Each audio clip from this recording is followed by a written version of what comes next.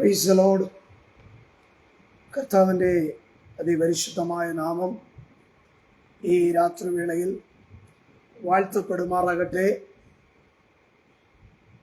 ജീവമന്ന എന്ന ഈ സാമൂഹ്യ മാധ്യമത്തിലൂടെ,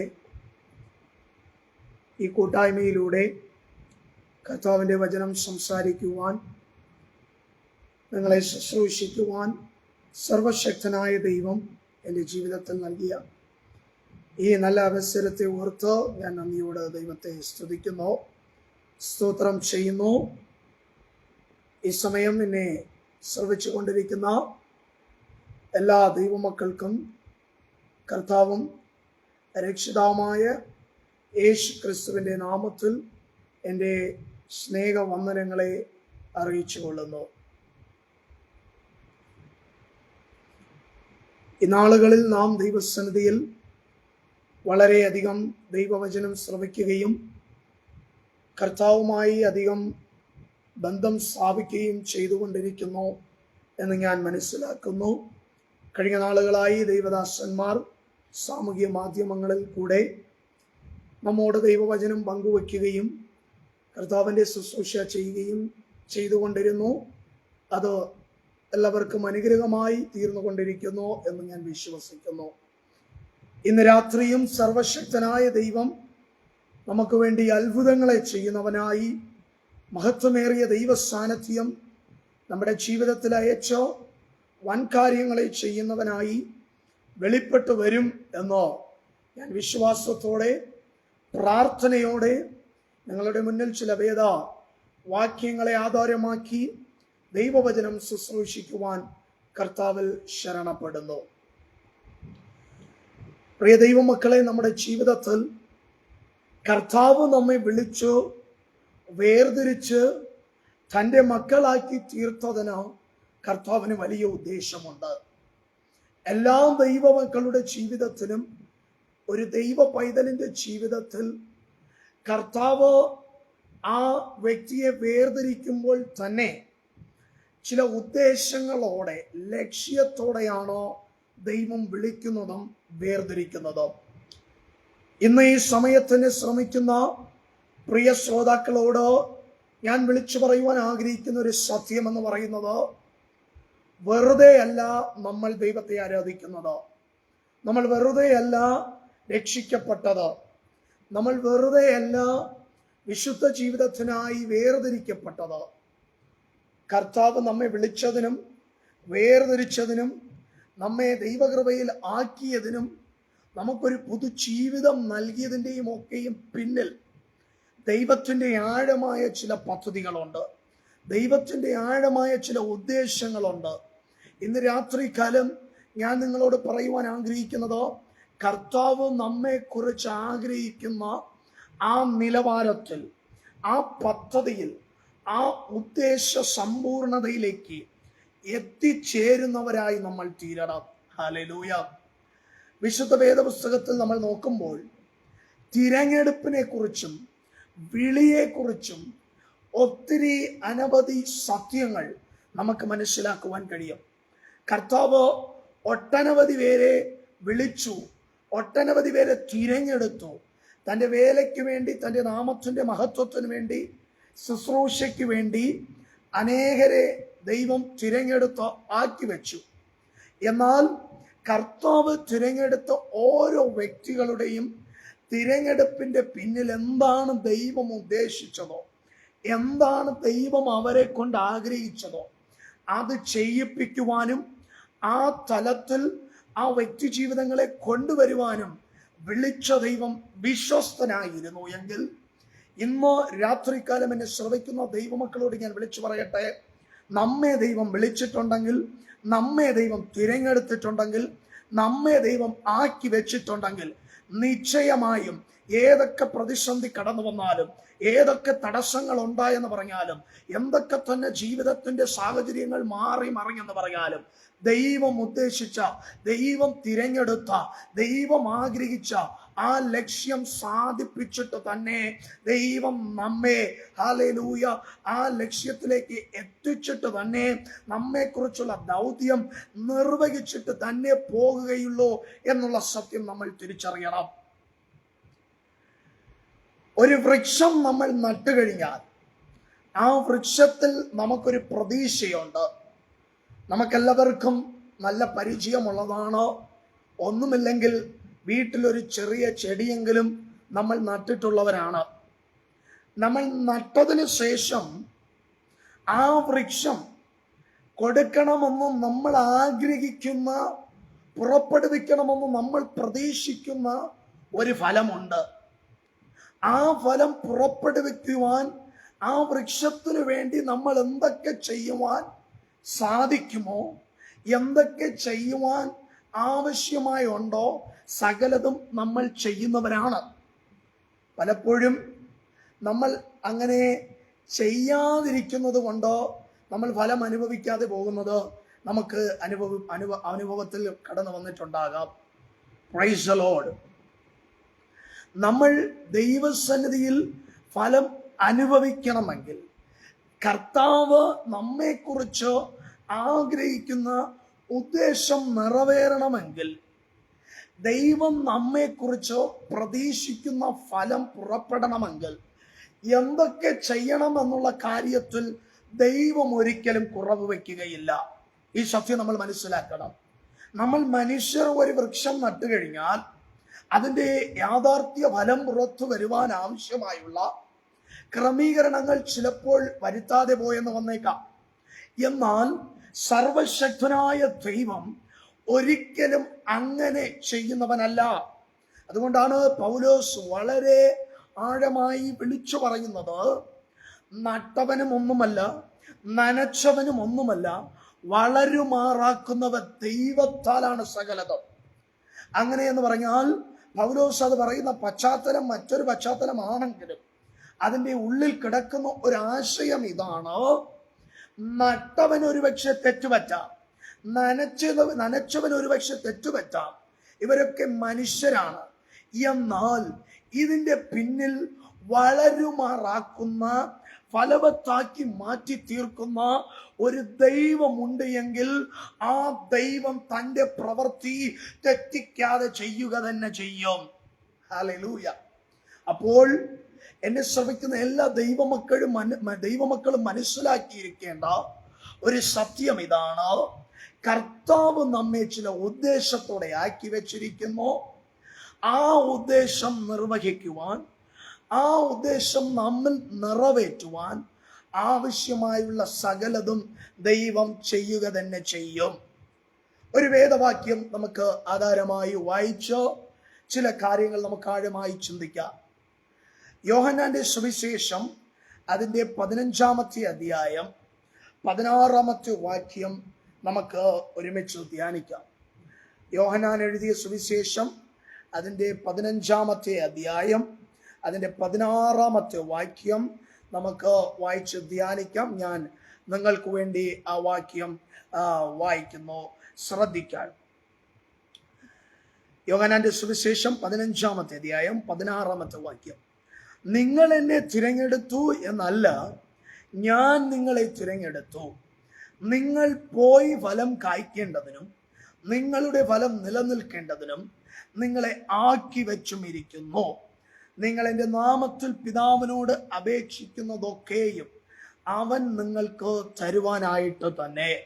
ഒരിക്കൽ കൂടെ നിർത്തി ഇങ്ങനെ വായിക്കുന്നു: നിങ്ങൾ എന്നെ തിരഞ്ഞെടുത്തു എന്നല്ല, ഞാൻ നിങ്ങളെ തിരഞ്ഞെടുത്തു, നിങ്ങൾ പോയി ഫലം കായ്ക്കേണ്ടതിനും നിങ്ങളുടെ ഫലം നിലനിൽക്കേണ്ടതിനും നിങ്ങളെ ആക്കി വെച്ചുമിരിക്കുന്നു. നിങ്ങൾ എൻ്റെ നാമത്തിൽ പിതാവിനോട് അപേക്ഷിക്കുന്നതൊക്കെയും അവൻ നിങ്ങൾക്ക് തരുവാനായിട്ട് തന്നെ. ഒരു നിമിഷം നമ്മുടെ കണ്ണുകൾ ദൈവസന്നിധിയിൽ അടയ്ക്കാം.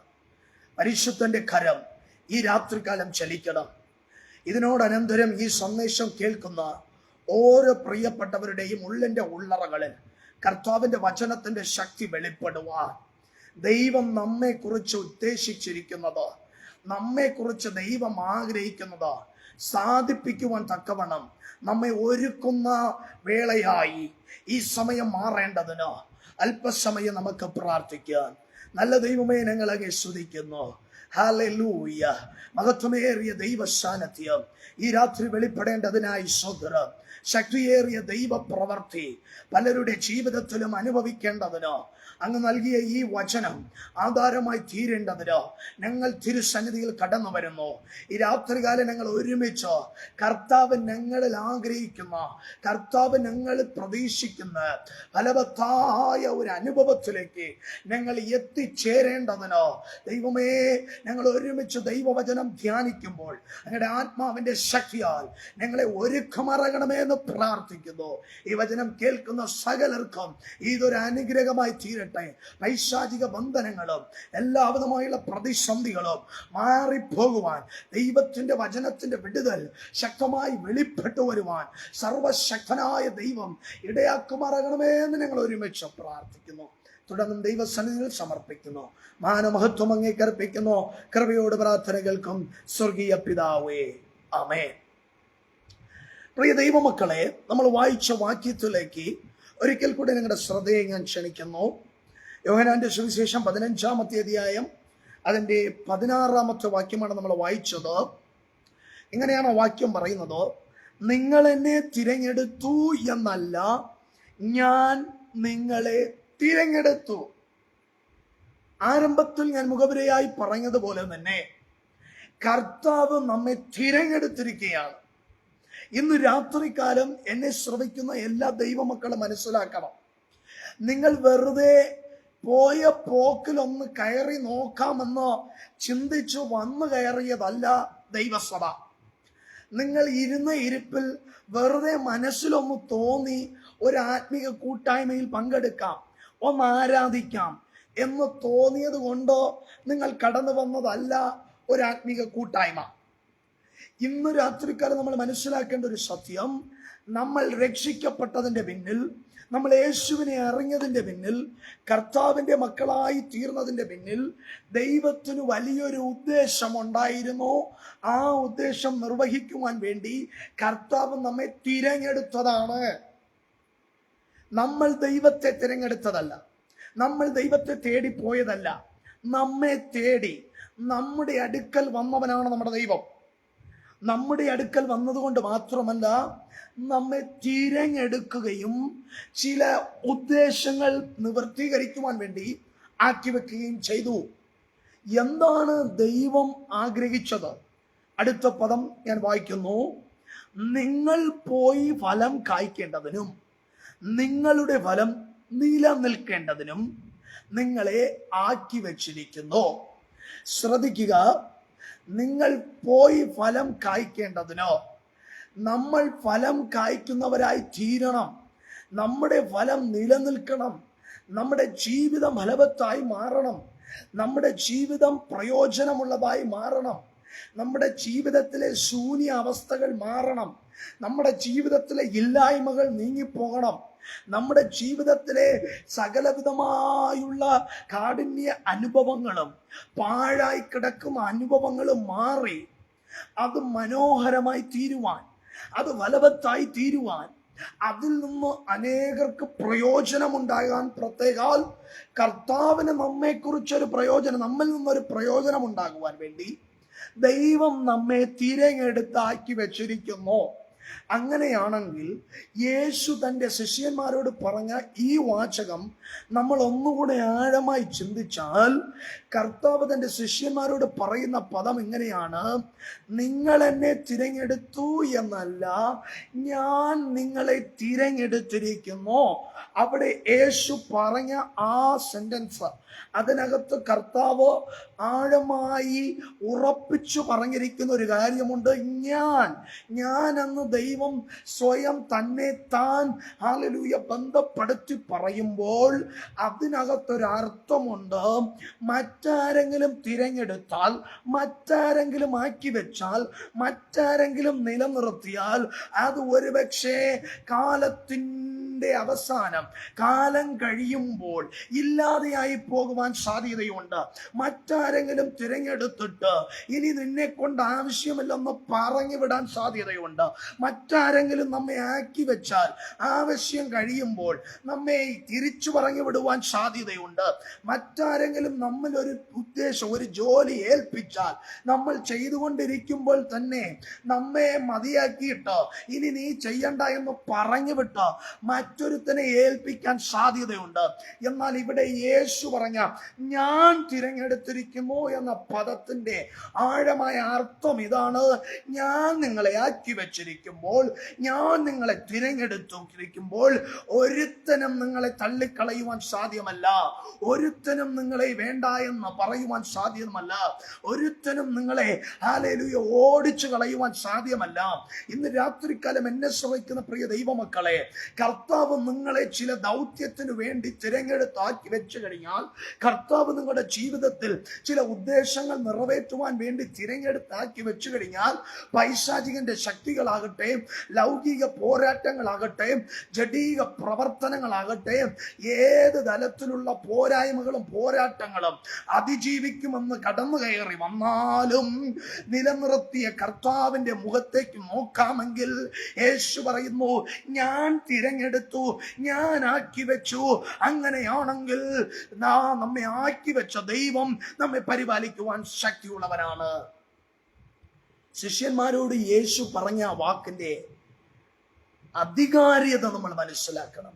ആധികാരികമായി യേശു പറയുകയാണ്, ഞാൻ തിരഞ്ഞെടുത്തിരിക്കുന്നു. ലോകത്തിലെ ഒരു സ്ഥാനാപതികളോ, ലോകത്തിലെ ഒരു വ്യക്തിയോ, ലോകത്തിലെ മറ്റൊരുത്തനും നിങ്ങളെ തിരഞ്ഞെടുത്തിട്ട് നിങ്ങളെ നന്നായി ഉപയോഗിച്ച് വേണ്ടെന്ന് പറഞ്ഞു വിടുവാൻ, വലിച്ചെറിയുവാൻ തക്കവണ്ണം ഒരു ഇട വരികയില്ല. കാരണം നിങ്ങളെ തിരഞ്ഞെടുത്തിരിക്കുന്നത് ഞാനാണ്. ഹല്ലേലൂയ. ഇപ്പോൾ എന്തിനു വേണ്ടി ദൈവം തിരഞ്ഞെടുത്തു എന്നുള്ളതും അവിടെ വ്യക്തമാണ്. ഫലം കായ്ക്കേണ്ടതിന്. Price the Lord. നമ്മെ നോക്കി പലരും പറഞ്ഞു കാണാം, നിന്നെ കൊണ്ട് കാൽ കാശിന് പ്രയോജനമില്ല, നീ ഉപയോഗപ്പെടുകയില്ല, നീ ഉപയോഗശൂന്യമായ ഒരു പാത്രമാണ് എന്നാരെങ്കിലും പറഞ്ഞിട്ടുണ്ടെങ്കിൽ ഇന്ന് ഈ ദൂത് നമുക്കുള്ളതാണ്.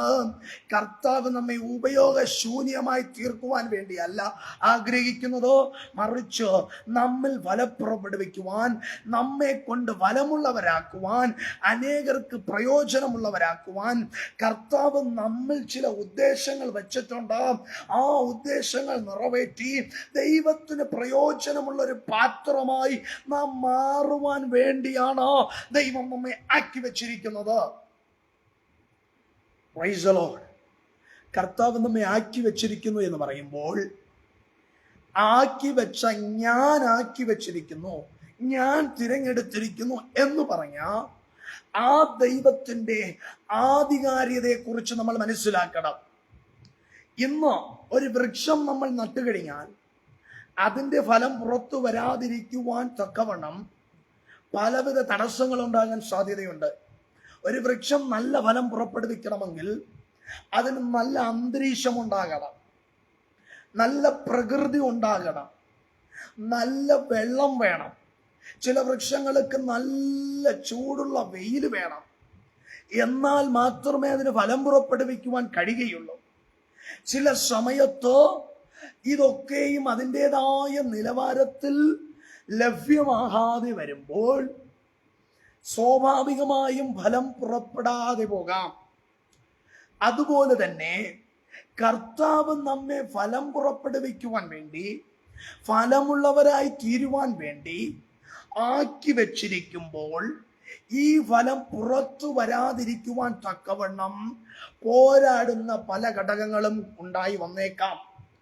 നമ്മൾ മനസ്സിലാക്കണം, ഒരു ദൈവ പൈതലിന്റെ ജീവിതത്തിൽ ഏത് പ്രതിസന്ധി കടന്നു വന്നാലും, ഒരു ദൈവ പൈതലിന്റെ ജീവിതത്തിൽ ഫലം പുറപ്പെടുവാൻ തടസ്സമായി എന്തു തന്നെ കാണപ്പെട്ടെന്ന് വന്നാലും നമ്മൾ മനസ്സിലാക്കേണ്ട, തിരിച്ചറിയേണ്ട ഒരു സത്യമുണ്ട്, ഒരു ആഴമായ വിഷയമുണ്ട്. നമ്മെ ഫലം പുറപ്പെടുവിക്കുവാൻ വേണ്ടി ആക്കി വെച്ചത് സർവശക്തനായ ദൈവമാണെങ്കിൽ തടസ്സമായി എന്തു തന്നെ വന്നാലും അവൻ നോക്കിക്കൊള്ളും. അവൻ സകലതും സാധ്യമാക്കി തരും. അസാധ്യങ്ങളെ സാധ്യമാക്കുന്ന സർവശക്തനാണോ നമ്മെ ആക്കി വെച്ചിരിക്കുന്നത്? ആരാണ് ഈ ദൈവം? ആരാണ് ഈ യേശു? ഞാൻ നിങ്ങളെ തിരഞ്ഞെടുത്തിരിക്കുന്നു എന്ന് പറഞ്ഞ ഈ ദൈവം, ആ ദൈവത്തിന്റെ ആധികാരികത എന്താണ് എന്ന് നമ്മൾ ചിന്തിച്ചാൽ കുറച്ചുകൂടെ നമുക്ക് വ്യക്തതയുണ്ടാകും. നമ്മുടെ ഫലത്തെ തടയുവാൻ ആർക്കും കഴിയുകയില്ല എന്നുള്ള കാര്യത്തിൽ. ഒരു വാക്യം കൂടെ ഞാൻ നിങ്ങളുടെ ശ്രദ്ധയിൽ കൊണ്ടുവരട്ടെ. മത്തായി എഴുതിയ സുവിശേഷം 28-ാമത്തെ അധ്യായം അതിന്റെ 18-ാമത്തെ വാക്യത്തിൽ ഈ യേശു ഇങ്ങനെ വിളിച്ചു പറയുന്നു, സ്വർഗത്തിലും ഭൂമിയിലും സകല അധികാരവും എനിക്ക് നൽകപ്പെട്ടിരിക്കുന്നു. Praise the Lord.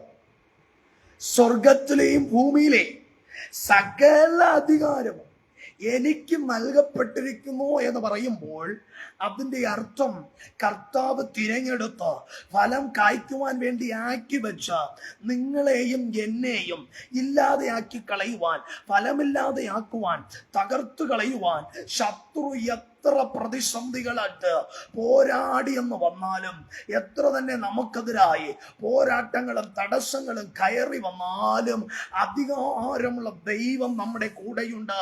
സകലത്തെയും തന്റെ കാൽ കീഴിലാക്കി നമ്മെ ഫലമുള്ളവരാക്കി തീക്കുവാൻ അധികാരമുള്ളവനാണ് നമ്മുടെ ദൈവം.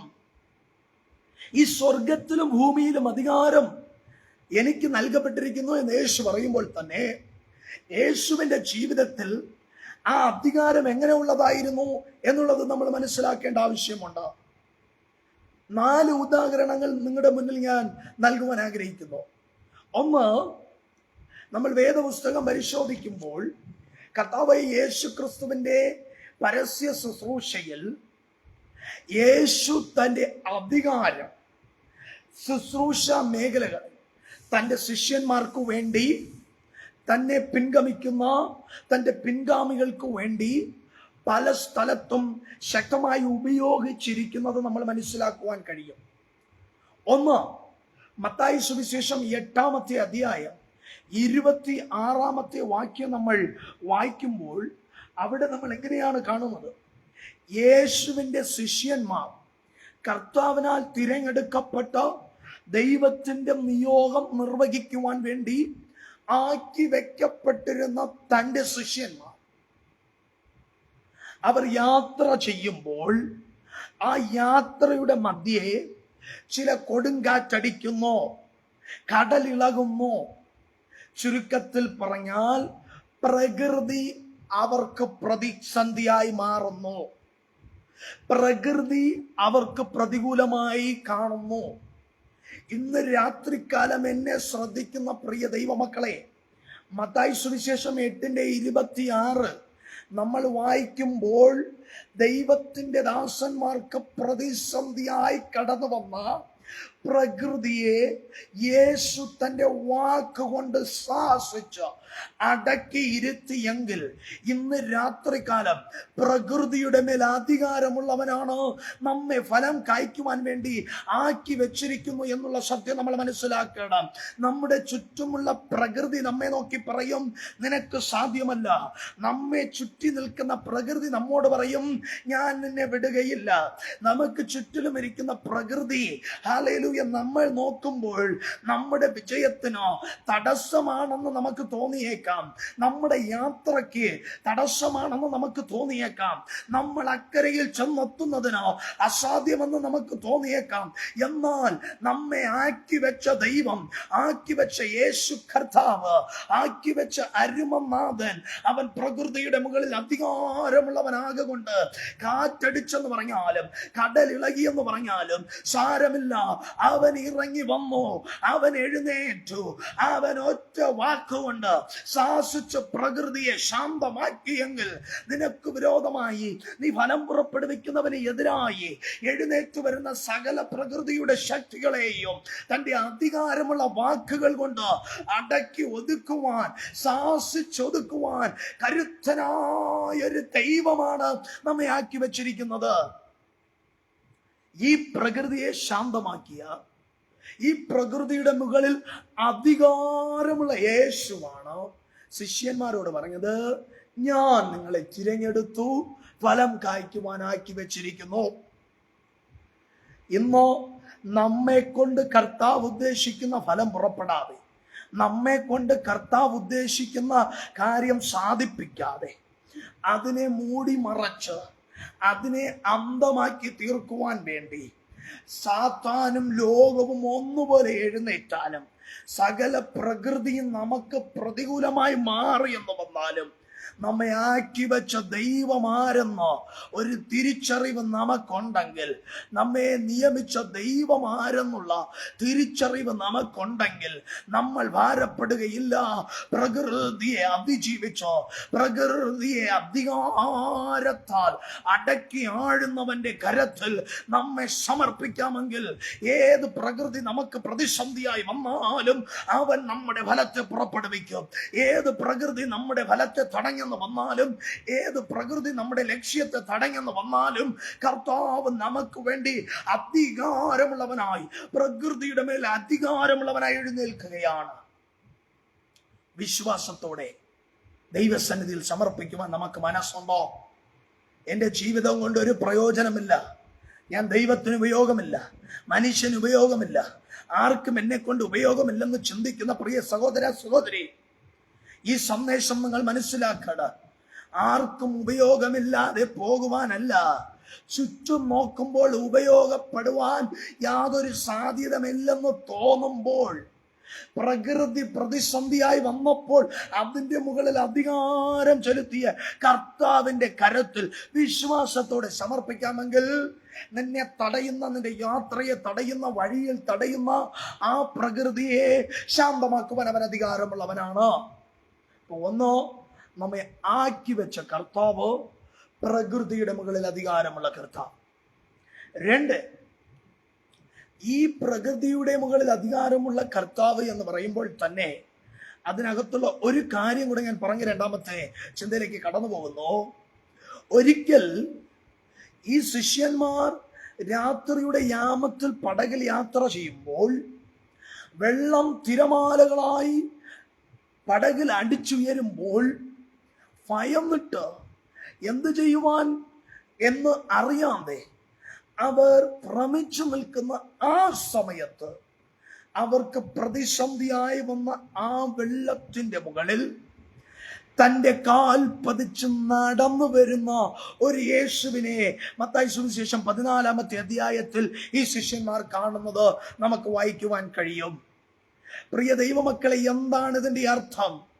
നിന്റെ യാത്രയെ തടഞ്ഞ്, നിന്റെ ഫലത്തെ തടഞ്ഞോ നീ ദൈവത്തിന് വേണ്ടി ഉപയോഗമില്ലാത്തവനായി തീരുവാൻ തക്കവണ്ണം നിനക്ക് വിരോധമായി എഴുന്നേറ്റ് വരുന്ന ആ പ്രതിസന്ധിയെ ഓർത്ത് ഭയപ്പെടണ്ട. കാരണം എന്താണ് നിന്നെ തടയുന്ന പ്രതിസന്ധിയോ ആ പ്രതിസന്ധിയുടെ മുകളിൽ മിതിച്ചു നടക്കുന്ന അവന്റെ കാൽ കീഴിൽ അതിനെ മാറ്റിക്കൊണ്ടോ അതിന്റെ മുകളിൽ ആധിപത്യം ചെലുത്തുന്ന ഒരു അധികാരമുള്ള യേശു നമ്മുടെ കൂടെയുണ്ട്. ഫിലിപ്പിയ ലേഖനത്തിൽ പൗലോസിന് ഒട്ടും തെറ്റിയില്ല. പൗലോസ് എങ്ങനെ പറഞ്ഞു? സകലത്തിനും മുകളിൽ യേശുവിനെ ഉയർത്തി, യേശുവിന്റെ നാമത്തിൽ സ്വർഗത്തിലും ഭൂമിയിലും അധോലോകത്തിലുമുള്ള സകലരുടെയും മുഴങ്കാൽ മടങ്ങുന്ന വിധത്തിൽ, മടങ്ങത്തക്ക വിധത്തിൽ യേശുവിനെ സകലത്തിനും മുകളിൽ ഉയർത്തി എന്ന് പറയുമ്പോൾ നമ്മളൊരു കാര്യം മനസ്സിലാക്കണം. ഉയർത്തപ്പെട്ട യേശുവിന്റെ കാൽ കീഴിലാണ് നമ്മുടെ ജീവിതത്തിൽ കടന്നു വരുന്ന പ്രതിസന്ധികൾ കിടക്കുന്നത്. യേശുവിന്റെ കാൽ കീഴിൽ കിടക്കുന്ന പ്രതിസന്ധിയെ ഓർത്ത് നമ്മൾ ഭയപ്പെടേണ്ട കാര്യമില്ല. അതിൻ്റെ മുകളിൽ അധികാരമുള്ളവനായി നിൽക്കുന്ന ആ ദൈവകൃപയിൽ ശരണപ്പെടാമെങ്കിൽ, ആ ദൈവകൃപയിൽ സമർപ്പിക്കാമെങ്കിൽ, ആ ദൈവത്തിന്റെ കരത്തിൽ ഏൽപ്പിച്ചു കൊടുക്കാമെങ്കിൽ, ആ ദൈവം നമ്മെ ഉയർത്തുക തന്നെ ചെയ്യും. ആ ദൈവം നമ്മെ വിടുവിക്കുക തന്നെ ചെയ്യും. പ്രതിസന്ധിയെ തന്റെ കാൽ കീഴിൽ ചവിട്ടി മിതിച്ചുകൊണ്ട് നമുക്ക് വിരോധമായി എഴുന്നേൽക്കുന്ന, ഫലം പുറപ്പെടുവിക്കുവാൻ തടസ്സമായി കാണപ്പെടുന്ന സകല പ്രതിസന്ധികളെയും തന്റെ കാൽ കീഴിൽ മിതിച്ചുകൊണ്ട് അവൻ ജയാളിയായി, ജയവീരനായി നമ്മോട് കൂടെ നിൽക്കുന്ന ദൈവമാകയാൽ നമ്മുടെ ഫലത്തെ തടയുവാൻ ഒന്നിനും കഴിയുകയില്ല. അപ്പൊ പ്രകൃതിയുടെ മുകളിൽ അധികാരമുള്ള ദൈവം നമ്മുടെ സകല പ്രതിസന്ധികളുടെയും മുകളിൽ അധിവസിക്കുന്നവനുമാണ്. രണ്ടാമത്തെ കാര്യം, യേശു ഒരിക്കൽ ഗദരദേശത്ത് കടന്നുപോയപ്പോൾ, മർക്കോസിന്റെ സുവിശേഷം 5-ാമത്തെ അധ്യായത്തിൽ നമ്മൾ കാണുന്നു, അവിടെ ഒരു മനുഷ്യനുണ്ടായിരുന്നു. ആ മനുഷ്യൻ അനേകം ഭൂതങ്ങളാൽ ബാധിക്കപ്പെട്ടവനായിരുന്നു. ഇന്നുവരെ ആ ദേശത്തുണ്ടായിരുന്ന ഒരു വ്യക്തിക്കും ആ മനുഷ്യന്റെ ഉള്ളിൽ ഇരിക്കുന്ന ഭൂതത്തിനെ പുറത്താക്കുവാൻ കഴിഞ്ഞില്ല. പൈശാചിക ബന്ധനത്താൽ ബന്ധിക്കപ്പെട്ടിരുന്ന ആ മനുഷ്യന്റെ അടുക്കൽ യേശു കടന്നു വന്നപ്പോൾ, ഞാൻ നമ്മുടെ വിഷയവുമായി ബന്ധപ്പെടുത്തി പറഞ്ഞാൽ, കർത്താവ് ഉദ്ദേശിക്കുന്ന ഫലം പുറപ്പെടുവാൻ കഴിയാതെ വണ്ണം ആ മനുഷ്യനെ ബന്ധിച്ചു വച്ചിരുന്ന പൈശാചിക ശക്തിയെ യേശു അവിടെ കടന്നു വന്നപ്പോൾ തൻ്റെ വാക്കുകൊണ്ട് ശാസിച്ച് പുറത്താക്കി. ആ പിശാചിന്റെ ശക്തി യേശുവിന്റെ മുന്നിൽ ഭയന്ന് വിറയ്ക്കുകയാണ് ഹാലലി ചെയ്യുന്നത് എങ്കിൽ, ഇന്ന് രാത്രികാലം ഒരു സത്യം മനസ്സിലാക്കണം. യേശു സാത്താന്റെ മുകളിൽ, സകല ഭൂതത്തിന്റെ മുകളിലും അധികാരമുള്ളവനാണ്. ഒരിക്കൽ യേശു ദേവാലയത്ത് കടന്നു ചെന്നപ്പോൾ 18 വർഷം സാത്താനാൽ ബന്ധിക്കപ്പെട്ട, നിവരുവാൻ കഴിയാതെ കൂനിയായിരുന്ന ഒരു സ്ത്രീ അവിടെ ഉണ്ടായിരുന്നു. 1-2 വർഷങ്ങളല്ല, 18 വർഷത്തോളം സാത്താന്റെ ബന്ധനത്തിലായിരുന്ന ഒരു സ്ത്രീ. രോഗമുണ്ട്, രോഗബന്ധനമുണ്ട്. ചില രോഗം ശാരീരികമായി വന്ന രോഗമല്ല. ആ സത്യം നമ്മൾ മനസ്സിലാക്കണം. ചിലത് പൈശാചിക ബന്ധനങ്ങളാണെന്ന് നമ്മൾ തിരിച്ചറിയണം. അങ്ങനെയാണെങ്കിൽ ഇവിടെ യേശു കടന്നു വന്നപ്പോൾ 18 വർഷമായി പൈശാചിക ബന്ധനത്താൽ കൂനിയായിരുന്ന ഒരു സ്ത്രീയെ യേശു കണ്ടു. കണ്ടത് മാത്രമല്ല, ആ സ്ത്രീയുടെ മുകളിൽ കിടക്കുന്ന ബന്ധനത്തെ, ഒന്നുകൂടെ എടുത്തു പറഞ്ഞാൽ പൈശാചിക ബന്ധനത്തെ അഴിച്ചു മാറ്റി ആ സ്ത്രീയെ സ്വതന്ത്രയാക്കി നിവർത്തി നടക്കുവാൻ, നിവർന്നു നിൽക്കുവാൻ, നിവർത്തി നിർത്തുവാൻ തക്കവണ്ണം യേശു പ്രവർത്തിച്ചു എങ്കിൽ, പൈശാചിക ബന്ധനങ്ങളുടെ മുകളിൽ അധികാരമുള്ളവനാണ് ഈ യേശു. ആ യേശുവാണ് നമ്മെ ഫലം പുറപ്പെടുവിക്കുവാൻ വേണ്ടി ആക്കി വെച്ചിരിക്കുന്നത്. അതുകൊണ്ട് നമ്മുടെ ഫലം പുറപ്പെടുക തന്നെ ചെയ്യും. ഈ യേശുവിൽ വിശ്വസിച്ച് സകല പ്രതിസന്ധിയുടെ മധ്യേ, സകല ബന്ധനങ്ങളുടെ മധ്യേ, സകല പൈശാചിക കെട്ടുകളുടെ മധ്യേ തളർന്നു പോകാതെ ഈ യേശുവിൽ വിശ്വസിച്ച് നിലനിൽക്കുമെങ്കിൽ, ആ പൈശാചിക ബന്ധനത്തിന്റെ മുകളിൽ അധികാരമുള്ള ദൈവമാണ് നമ്മെ ആക്കി വെച്ചിരിക്കുന്നത് കൊണ്ട് അവൻ പ്രവർത്തിക്കുമ്പോൾ അസാത്താനിക ശക്തികൾ വിട്ടുമാറുക തന്നെ ചെയ്യും. യേശുവിന്റെ നാമത്തിൽ ഇപ്പോൾ തന്നെ ചില ദൈവമക്കൾ എന്നെ ഈ വചനം എന്നിലൂടെ ശ്രവിച്ചുകൊണ്ടിരിക്കുമ്പോൾ, നിങ്ങളുടെ ജീവിതത്തിൽ എവിടെയൊക്കെ കിടക്കുന്ന പൈശാചിക ബന്ധനങ്ങളെ നോക്കി നിങ്ങളുടെ ജീവിതത്തിൽ ഫലം പുറപ്പെടുവാൻ കഴിയാതെ വണ്ണം, നിങ്ങളുടെ ഫലത്തെ പുറപ്പെടുവിക്കുവാൻ കഴിയാതെ വണ്ണം സാത്താൻ ബന്ധിച്ചു വെച്ചിരിക്കുന്ന ആ ബന്ധന മണ്ഡലങ്ങളെ അധികാരമുള്ള യേശുവിന്റെ ഉടയ തമ്പുരാന്റെ കരത്തിൽ സമർപ്പിക്കുമെങ്കിൽ, ആ ബന്ധനത്തെ അഴിച്ച് നമ്മെ ഫലമുള്ളവരാക്കി മാറ്റുവാൻ, നിങ്ങളെ ഫലമുള്ളവരാക്കി മാറ്റുവാൻ അധികാരമുള്ള ദൈവമാണ് ഈ ദൈവം. ആ ദൈവം ഇന്നും പ്രവർത്തിക്കുന്നു. 18 വർഷമായി കുനിഞ്ഞ് നടന്ന സ്ത്രീ എന്ന് പറഞ്ഞിട്ട് കാര്യമില്ല. അതൊന്നും യേശുവിനൊരു വിഷയമല്ല. 18 അല്ല 38 എന്ന് പറയാലും അവന്റെ വാക്കിന്റെ മുന്നിൽ ആ ബന്ധനം തകരും. ആ സാത്താനിക ശക്തി വിറവിറയ്ക്കും.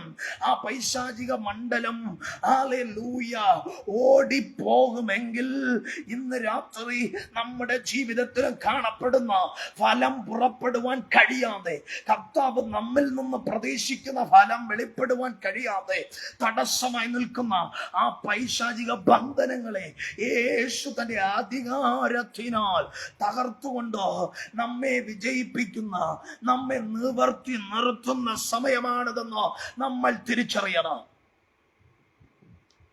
അപ്പോൾ യേശു സാത്താന്റെ മേൽ അധികാരമുള്ളവൻ. ഈ അധികാരമുള്ള യേശുവാണ് നമ്മോട് പറഞ്ഞിരിക്കുന്നത്, നിങ്ങൾ പോയി ഫലം കായ്ക്കണം.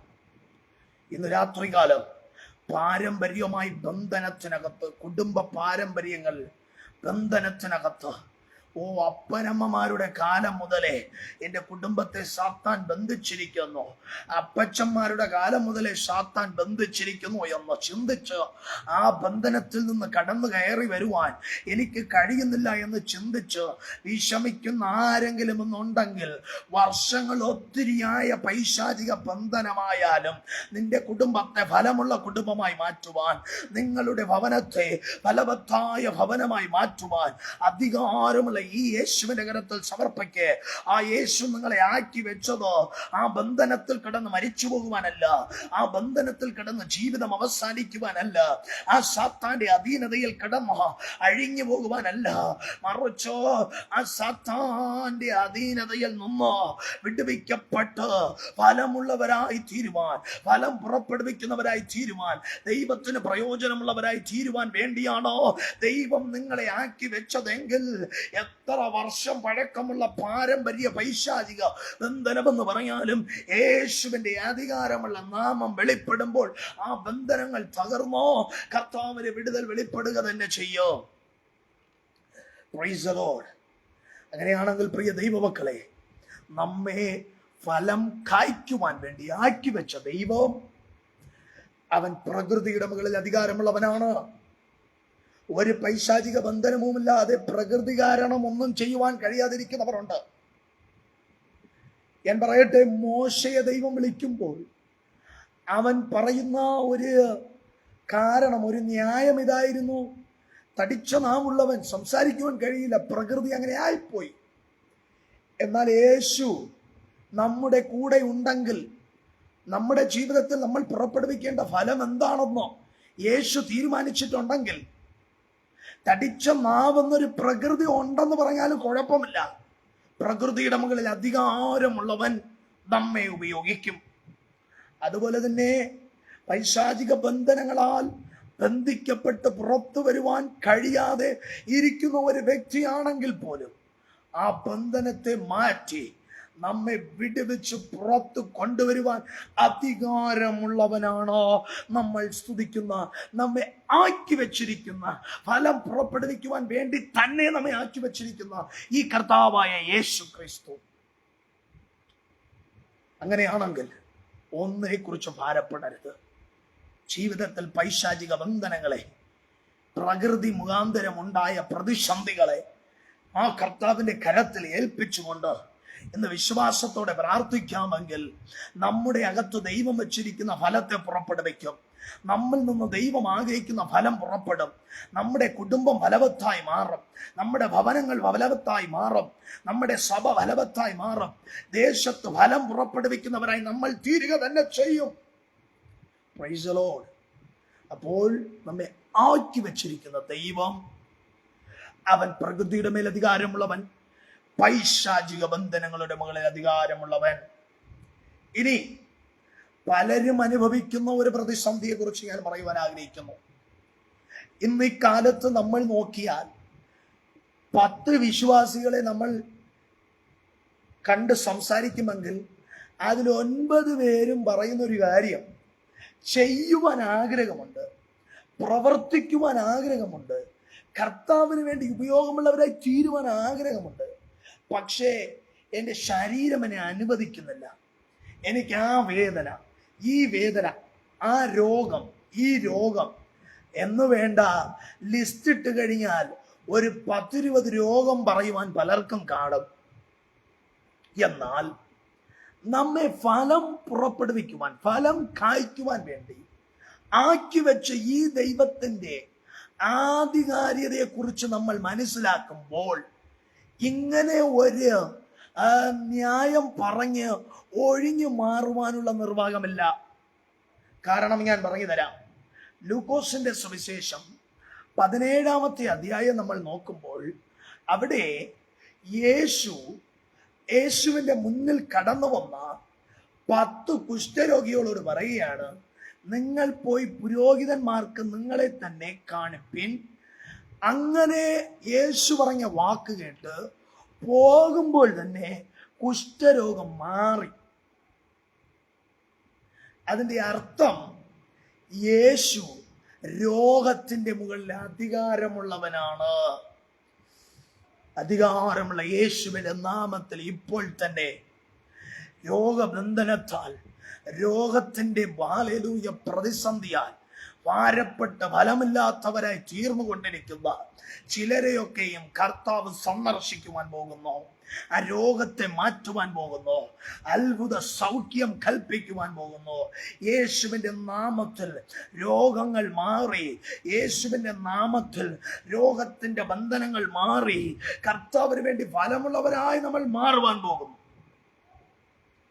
ഇവിടെ നോക്കണം, യേശു ഭൂമിയിൽ പരസ്യ ശുശ്രൂഷ ചെയ്യുന്ന കാലയളവിൽ യേശുവിൻ്റെ ശരീരം കൊണ്ട് മാത്രമല്ല, യേശുവിൻ്റെ കരം തൊട്ടതുകൊണ്ട് മാത്രമല്ല, യേശുവിന്റെ ശരീരത്തിന്റെ മുകളിൽ കടന്ന വസ്ത്രത്തിന്റെ തൊങ്ങൽ തൊട്ടപ്പോൾ പോലും രോഗശാന്തി ഉണ്ടായെങ്കിൽ നിന്റെ ജീവിതത്തെ ഫലമില്ലാതാക്കി കളയുന്ന എത്ര കടുംകട്ടിയ രോഗമെന്ന് പറഞ്ഞാലും ആ രോഗത്തെ മാറ്റി, ആ രോഗത്തിന്റെ മധ്യേയും നിന്നെ ഫലമുള്ളവളാക്കി തീർക്കുവാൻ കഴിവുള്ള ഒരു ദൈവത്തിന്റെ ശക്തി ഈ രാത്രിയും പ്രവർത്തിച്ചു കൊണ്ടിരിക്കുമോ?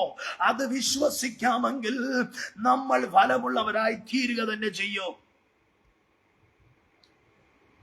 യേശുവിന്റെ വസ്ത്രത്തിന്റെ തൊങ്ങലിൽ തൊട്ട സ്ത്രീയുടെ കഥ പരിശോധിച്ചാൽ ഒരു ദൈവദാസൻ പറഞ്ഞ ഒരു ആശയം ഞാൻ പറയുവാൻ ആഗ്രഹിക്കുന്നു. വേദപുസ്തകത്തിലുള്ളതല്ല, ചരിത്രത്തിലുള്ളതല്ല, എന്നാൽ ഒരു ആശയമാണ്. ഒരാശയമായി മാത്രം അത് ഏറ്റെടുത്താൽ മതി. ഈ സ്ത്രീയെ കുറിച്ച് 12 വർഷം രക്തസ്രാവത്താൽ ഭാരപ്പെട്ട ആ സ്ത്രീയെ കുറിച്ച് വേദപുസ്തകം ഇങ്ങനെയാണ് പറയുന്നത്: വൈദ്യന്മാർക്കൊക്കെയും തൻ്റെ ധനം മുഴുവൻ ചെലവഴിച്ചു. വൈദ്യം ചെയ്യുവാൻ വേണ്ടി പല വൈദ്യന്മാരുടെ അടുത്തും പോയി തൻ്റെ ധനം മുഴുവൻ ചെലവഴിച്ചോ.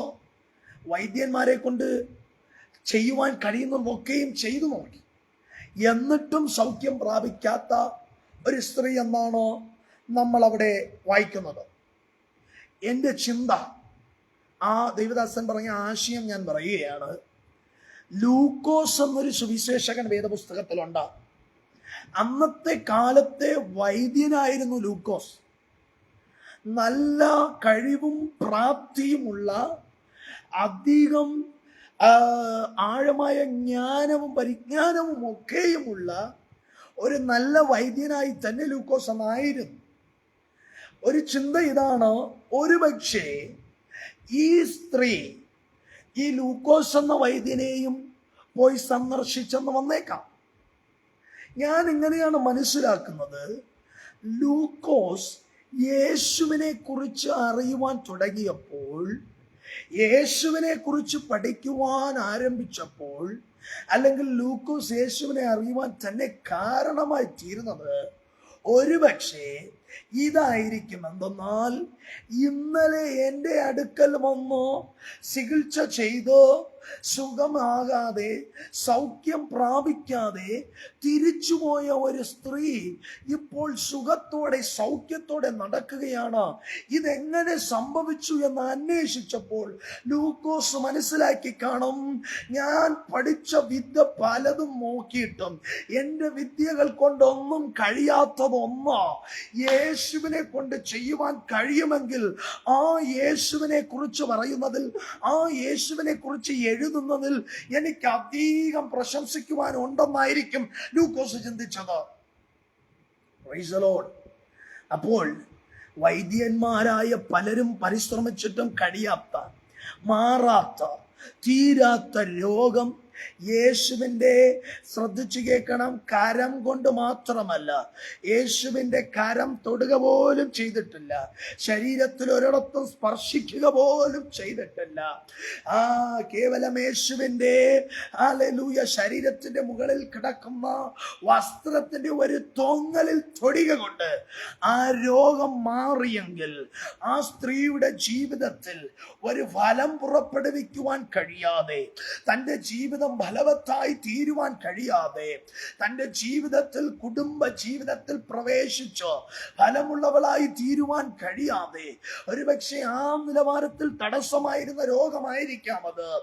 എന്നാൽ പോലും യേശുവിൻ്റെ വസ്ത്രത്തിന്റെ തൊങ്ങലിൽ തൊട്ടപ്പോൾ ആ രോഗം മാറിയെങ്കിൽ, ഇന്നോ രാത്രികാലം പ്രിയ ദൈവമക്കളെ, നമ്മുടെ ജീവിതത്തിലെ കർത്താവ് നൽകുവാൻ ആഗ്രഹിക്കുന്ന, കർത്താവ് പുറപ്പെടുവിക്കുവാൻ ആഗ്രഹിക്കുന്ന ഫലം പുറപ്പെടുവാൻ കഴിയാതെ വണ്ണ യേശുവിന്റെ നാമത്തിൽ ചില ദൈവീക വിടുതലുകൾ നമ്മുടെ ജീവിതത്തിൽ വെളിപ്പെടുവാൻ കഴിയാതെ വണ്ണം രോഗബന്ധനത്തിൽ നമ്മെ ഒതുക്കി കളയുന്ന ആ രോഗത്തിന്റെ ശക്തികളെ ആ ദൈവത്തിന്റെ കരത്തിൽ സമർപ്പിക്കുമെങ്കിൽ അവൻ വിടുവിക്കുന്ന ദൈവമാണ്, രോഗത്തെ മാറ്റി സൗഖ്യം നൽകുന്ന ദൈവമാണ്. ഹല്ലേലൂയ. പാരമ്പര്യമായി അനുഭവിക്കുന്ന രോഗമെന്ന് പറഞ്ഞാലും കുഴപ്പമില്ല.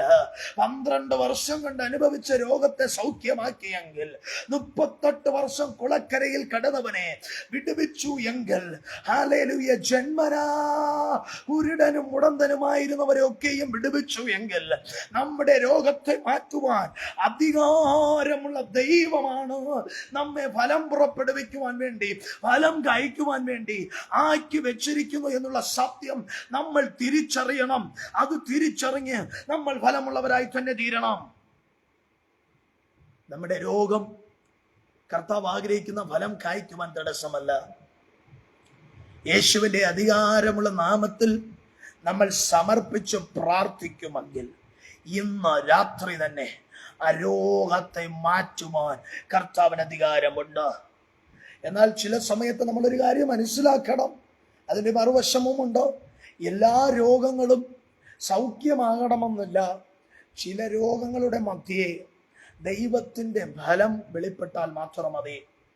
പൗലോസ് യേശുവിനോട് ദൈവത്തോട് പ്രാർത്ഥിച്ചപ്പോൾ പൗലോസിനെ ജഡത്തിലുണ്ടായിരുന്ന ആ മുള്ളു മാറണമെന്ന് പൗലോസ് ആഗ്രഹിക്കും. എന്നാൽ കർത്താവ് പറഞ്ഞത് അതല്ല. കർത്താവ് പറഞ്ഞത്, എൻ്റെ കൃപ നിനക്ക് മതി, ബലഹീനതയിൽ എൻ്റെ ബലം പൂർണ്ണമായി വെളിപ്പെട്ടു വരുന്നു, തികഞ്ഞു വരുന്നു എന്നാണ്. സ്തോത്രം. അങ്ങനെയാണെങ്കിൽ ചില സമയത്ത് നമ്മുടെ രോഗം പൂർണ്ണമായി മാറിയെന്ന് വരില്ല. എന്നാൽ ഒരു കാര്യം നമ്മൾ മനസ്സിലാക്കണം, രോഗത്തിൻ്റെ തീവ്രതയെ അടക്കി വരിക്കുവാൻ അധികാരമുള്ള യേശുവിൻ്റെ ശക്തിയാൽ ആ രോഗത്തെ കാര്യമാക്കാതെ കർത്താവിന് വേണ്ടി ഫലം കൊടുക്കുന്നവരാക്കി തീർക്കുവാൻ ദൈവം നമ്മെ മാറ്റുവാൻ ശക്തനാണ്. ആ ദൈവത്തിൻ്റെ കരത്തിൽ നമ്മൾ സമർപ്പിക്കാം. രോഗം ഒരു വിഷയമല്ല. രോഗത്തെ മാറ്റി നമ്മെ ഫലമുള്ളവരാക്കി യേശു മാറ്റും. അതുകൊണ്ടാണ് യേശു പറഞ്ഞത്, ഞാൻ നിങ്ങളെ തിരഞ്ഞെടുത്തിരിക്കുന്നു. അധികാരമില്ലാത്ത ഒരു സാധാരണ മനുഷ്യനല്ല നിങ്ങൾ തിരഞ്ഞെടുത്തത്. പിശാചിന്റെ ബന്ധനത്തെ കാണുമ്പോൾ, പിശാചിന്റെ അഴിഞ്ഞാട്ടം കാണുമ്പോൾ, അകലെ നിന്നോ വിറച്ചു നിൽക്കുന്ന കേവലം ഭീരുവായ മനുഷ്യനല്ല നമ്മെ തിരഞ്ഞെടുത്തിരിക്കുന്നത്. നമുക്കറിയാം, അങ്ങെങ്ങാണ്ടോ ദൂരെ നിന്നുകൊണ്ട് കുറുക്കൻ കൂകുന്ന ശബ്ദം കേട്ടാൽ മതി, ചിലർക്ക് രാത്രി പേടിയാണ്. പിശാച് സഞ്ചരിക്കുന്ന സമയമെന്നൊക്കെയാണ് വിശ്വസിക്കുന്നത്. അങ്ങനെയുള്ള ഭീരുവായ മനുഷ്യന്മാരല്ല നമ്മെ തിരഞ്ഞെടുത്തിരിക്കുന്നത്. സാത്താനെയും സാത്താന്റെ സകല ശക്തിയെയും ഹല്ലേലൂയ കാൽവരിയിൽ തോൽപ്പിച്ച് അതിൻ്റെ മുകളിൽ അധികാരം കൽപ്പിച്ചോ അതിൻ്റെ മുകളിൽ അധികാരമുള്ളവനായി നിലനിൽക്കുന്ന സർവശക്തനായ ദൈവമാണ് നമ്മെ ഫലം കായ്ക്കുവാൻ വേണ്ടി ആക്കി വെച്ചതെങ്കിൽ ഇന്ന് രാത്രികാലം നമ്മൾ ഫലമുള്ളവരായി തന്നെ തീരും. Praise the Lord. ഏത് രോഗത്തിന്റെ പ്രതിസന്ധി എന്ന് പറഞ്ഞാലും യേശുവിന്റെ കരത്തിൽ സമർപ്പിക്കാമെങ്കിൽ അവൻ സകലതും മാറ്റി നമ്മെ സൗഖ്യമാക്കി നമ്മെ ഫലമുള്ളവരാക്കി തീർക്കും. അവസാനത്തെ 4ാമത്തെ കാര്യത്തിൽ ഞാൻ കടന്നു വരികയാണ്. ഒരു മനുഷ്യന്റെ ജീവിതത്തിൽ എന്തെങ്കിലും പ്രവർത്തിക്കണമെങ്കിൽ, എന്തെങ്കിലും ചെയ്യണമെങ്കിൽ ആവശ്യമായുള്ള ഏറ്റവും അടിസ്ഥാനപരമായ ഒന്നാണ് ജീവൻ. ജീവിച്ചിരുന്നാൽ മാത്രമേ ഒരു മനുഷ്യന് ലോകത്ത് എന്തെങ്കിലുമൊക്കെ പ്രവർത്തിക്കുവാൻ കഴിയുകയുള്ളൂ. നമ്മുടെ ശരീരത്തിൽ നിന്ന് ജീവൻ വിട്ടുപിരിഞ്ഞാൽ നമുക്ക് പിന്നെ ഈ ലോകത്ത് പ്രവർത്തിക്കുവാൻ ഒന്നും തന്നെ കഴിയുകയില്ല. അപ്പോൾ സാത്താൻ പലപ്പോഴും പരിശ്രമിക്കുന്നത് ഒന്നുകിൽ ദൈവത്തിന് ഉപയോഗമുള്ള നിങ്ങളെയും എന്നെയും എന്തെങ്കിലുമൊക്കെ ബലഹീനതയിൽ അങ്ങ് തള്ളിവിട്ടോ നമ്മെ ഫലമില്ലാത്തവരാക്കി തീർക്കുക. അല്ലെങ്കിൽ പലപ്പോഴും സാത്താന്റെ തന്ത്രം ഇതാണ്, ജീവനെ കെടുത്തിക്കളയുക, ജീവനുള്ളവരുടെ ദേശത്തു നിന്നും നീക്കിക്കളയുക. പല ദൈവമക്കളും ഭാരപ്പെടുന്ന ഒരു വിഷയമാണ്. മരണം മുഖാമുഖമായി കണ്ടുകൊണ്ട് ജീവിതത്തിന്റെ നാളുകൾ നീക്കുന്ന ചിലരെ ചിലർ എന്നെ ശ്രമിക്കുന്നുണ്ടായിരിക്കാം.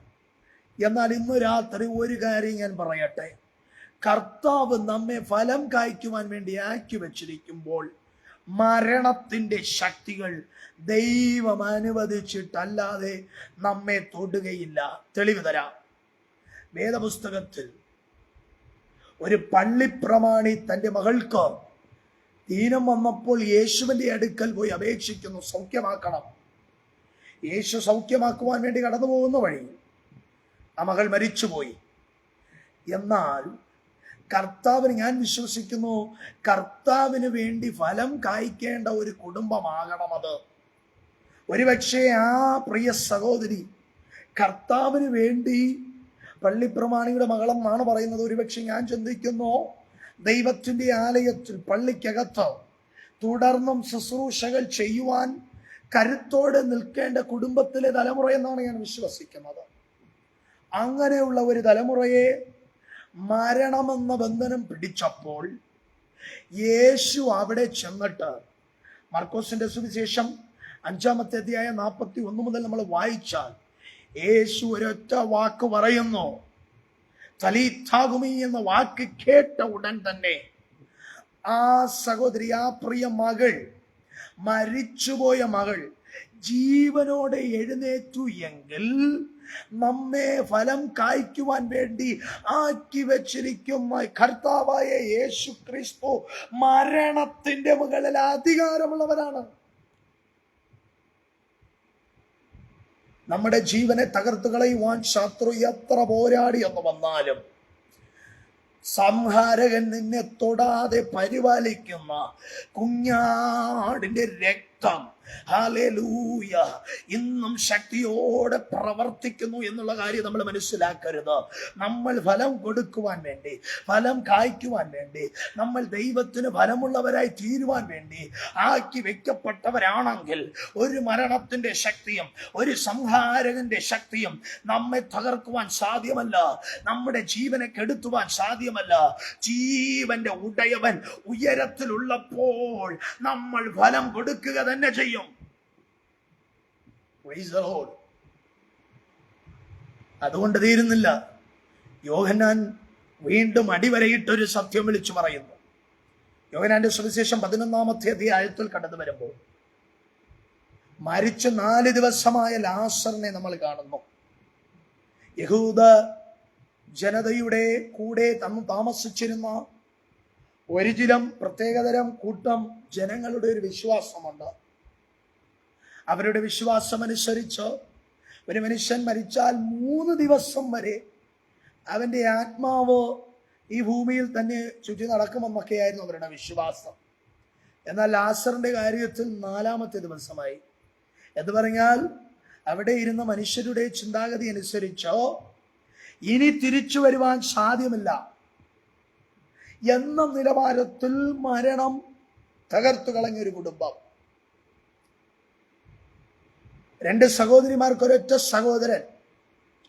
ആ കുടുംബം ദേശത്ത് ഫലവത്തായി തീരുവാൻ കഴിയാത്തൊരു നിലവാരം. ഇനി മുമ്പോട്ട് ആ കുടുംബത്തിന്റെ ഗതി എന്താണെന്ന് ആർക്കും തന്നെ പറയുവാൻ ഗ്രഹിക്കുവാൻ കഴിയാത്തൊരു സാഹചര്യം. കുടുംബത്തിലെ ഒരു സഹോദരൻ മരിച്ചുപോയി.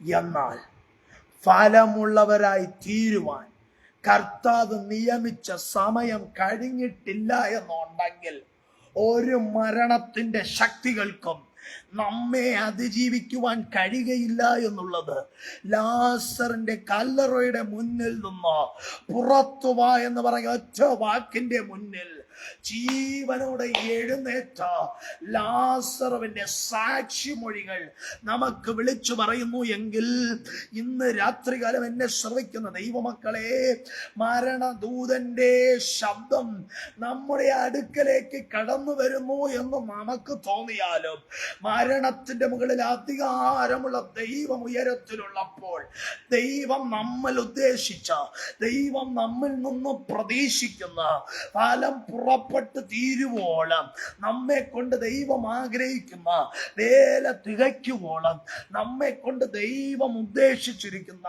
പദ്ധതി നിർവഹിച്ച് തീരുവോളം ഒരു മരണത്തിന്റെ ശക്തികൾക്കോ നമ്മെ തോൽപ്പിക്കുവാൻ കഴിയുകയില്ല എന്നുള്ള സത്യം നമ്മൾ തിരിച്ചറിഞ്ഞോ ഇന്ന് രാത്രികാലം ആത്മാവിൽ പൊരുതി, ആത്മാവിൽ ഉണർന്നോ, വിശ്വാസത്തിൽ വളർന്നോ, ദൈവസന്നിധിയിൽ വീണ്ടും വേരൂന്നി ഉറച്ചു നിന്നോ ഫലമുള്ളവരായി തന്നെ തീരണോ. നമ്മെ ഫലവത്താക്കി മാറ്റുവാൻ, ഫലമുള്ളവരാക്കി തീർക്കുവാൻ, അധികം ഫലം പുറപ്പെടുവിക്കുവാൻ ആക്കി വെച്ചിരിക്കുന്ന ഒരു ദൈവം നമ്മുടെ കൂടെയുണ്ട്. ആ യേശു ഇന്നും പ്രവർത്തിക്കുന്നു, ഇന്നും അധികാരമുള്ളവനായി ജീവിക്കുന്നു, ഇന്നും അധികാരമുള്ളവനായി നമ്മുടെ മധ്യ പ്രവർത്തിക്കുന്നു.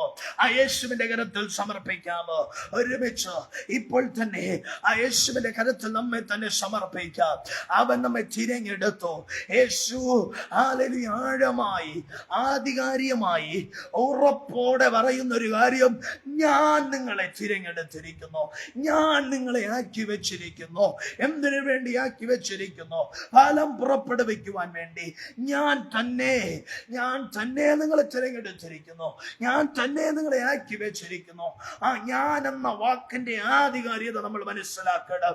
ഓ, പ്രകൃതിയുടെ മുകളിൽ അധികാരമുള്ളവൻ, സാത്താന്റെ മുകളിൽ അധികാരമുള്ളവൻ, രോഗത്തിന്റെ മുകളിൽ അധികാരമുള്ളവൻ, മരണത്തിന്റെ മുകളിൽ അധികാരമുള്ളവൻ, ഇനി എന്തൊക്കെ നമുക്ക് തടസ്സമായി വന്നാലും സകലത്തിന്റെ മുകളിലും അധികാരമുള്ളവനായി ഉയർത്തപ്പെട്ട നാമത്തിന്റെ ഉടമസ്ഥനായ യേശു കർത്താവ്. ആ യേശുവിന്റെ നാമം കൽപ്പിക്കുമ്പോൾ സകലതും ആ നാമത്തിന്റെ മുന്നിൽ മുട്ടുമടക്കുമെങ്കിൽ ഇന്ന് രാത്രികാലം നമ്മെ ഫലമുള്ളവരാക്കി തീർക്കുവാൻ കഴിയാതെ വണ്ണം പോരാടുന്ന പ്രതിസന്ധികൾ എന്തു തന്നെ ആയെന്ന് വന്നാലും അതിന്റെ മധ്യേ അധികാരമുള്ള യേശുവിൽ വിശ്വസിക്കാമെങ്കിൽ നമ്മെ കർത്താവ് ഫലമുള്ളവരാക്കി തന്നെ തീർക്കും. ഒന്ന് സമർപ്പിക്കാമോ? ദൈവസന്നിധിയിൽ ഏൽപ്പിക്കാമോ? എന്റെ ജീവിതം കൊണ്ടൊരു പ്രയോജനമില്ലെന്ന് ഭാരപ്പെടുന്നവരാണോ നിങ്ങൾ? എന്റെ ജീവിതം കൊണ്ട് ആർക്കും ഉപയോഗമില്ലെന്ന് ചിന്തിക്കുന്നവരാണോ നിങ്ങൾ? എന്റെ കുടുംബം പ്രയോജനമില്ലാത്തൊരു കുടുംബമാണെന്ന് ചിന്തിക്കുന്നവരാണോ നിങ്ങൾ? എന്റെ ഭവനം ശൂന്യമാണെന്ന് ചിന്തിക്കുന്നവരാണോ നിങ്ങൾ? അങ്ങനെയാണെങ്കിൽ ഇത് നിങ്ങളോടുള്ള ദൂതാണ്. നിങ്ങളെ ശൂന്യമാക്കി കളയുന്ന, നിങ്ങളെ ഭാരപ്പെടുത്തി കളയുന്ന, നിങ്ങളെ പ്രയോജനമില്ലാത്ത അവസ്ഥയിലേക്ക് തള്ളി നിൽക്കുന്ന പോരാട്ടം, അത് പ്രകൃതിയാണെങ്കിലും പൈശാചികമാണെങ്കിലും രോഗമാണെങ്കിലും മരണത്തിന്റെ അധികാരമാണെങ്കിലും അതിന്റെ മുകളിൽ അധികാരമുള്ള ദൈവം ഇന്ന് രാത്രി നമ്മോടൊപ്പമുണ്ട്. അവനാണ് നമ്മെ ഫലം പുറപ്പെടുവിക്കുവാൻ വേണ്ടി ആക്കി വെച്ചിരിക്കുന്നത്. അവന്റെ അധികാരത്തിൽ ആശ്രയിക്കുമെങ്കിൽ നമ്മെ അവൻ ഫലമുള്ളവരാക്കി തീർക്കും. കണ്ണുകളടയ്ക്കാം, ദൈവസന്നിധിയിൽ പ്രാർത്ഥിക്കാം. പരിശുദ്ധന്റെ തിരുക്കരം ഈ രാത്രി നമുക്ക് വേണ്ടി ചലിക്കുന്നു. ആ ദൈവത്തിന്റെ അത്ഭുതത്തിന്റെ കരം ഈ രാത്രി നമ്മുടെ മധ്യ വെളിപ്പെടുന്നു. നമ്മെ ഫലമുള്ളവരാക്കി തീർക്കുന്ന കർത്താവ്, നമ്മെ ഫലം പുറപ്പെടുവിക്കുവാൻ വേണ്ടി ആക്കി വെച്ചിരിക്കുന്ന കർത്താവ്, നമ്മുടെ ജീവിതത്തിൽ നല്ല ഫലം പുറപ്പെടുവാൻ വേണ്ടി ഹാലേലൂയ പ്രതീക്ഷയോടെ കാത്തു നിൽക്കുന്ന ആ കർത്താവ്, അവൻ അധികാരമുള്ളവനാണ്.